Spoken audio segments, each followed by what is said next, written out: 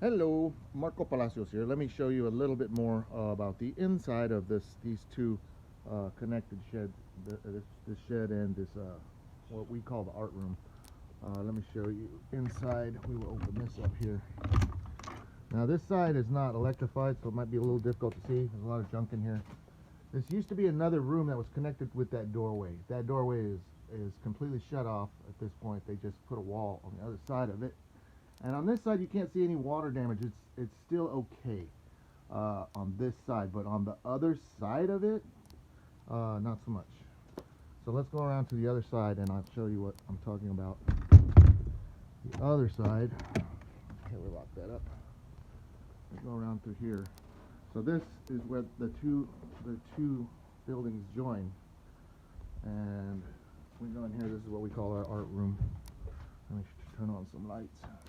This side's electrified, and you can see we have this big giant hanging right here. But if I move this away, and it's rained not too long ago, this entire thing is wet because way up in there it's leaking all through there, all this whole wall. You can see all this is water damage up through here, all of it, even that whole entire wall right there. I mean, the backside of this right now, I wish I could take this off a little bit so I could show you, but it's terrible. My mother-in-law has this put up so that she doesn't have to look at it. Okay, now you can see this doorway has light going shining through because there's nothing. It's not an outside door for one, and they didn't frame it properly, so it's not holding back anything of the elements. So anyways, that's where we're at with this house. We're gonna have to do extensive repairs to it, and the insurance won't cover it because this is the way they built it. I mean, yeah.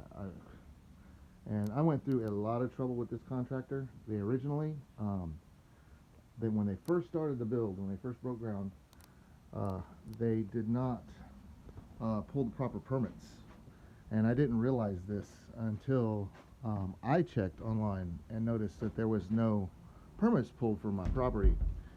So I called the city and had them pull the plug on the entire operation, and they came and cited them and made them go get the proper permits for the whole entire build. But in that process, they had already poured us a complete foundation with plumbing and everything inside of it. But since they didn't pull the proper permits, they didn't know which direction the plumbing was supposed to go. So all of the plumbing that was that was inside the foundation was completely useless. It was going all completely the wrong direction. We had to jackhammer up half the foundation to put the plumbing going in the right direction.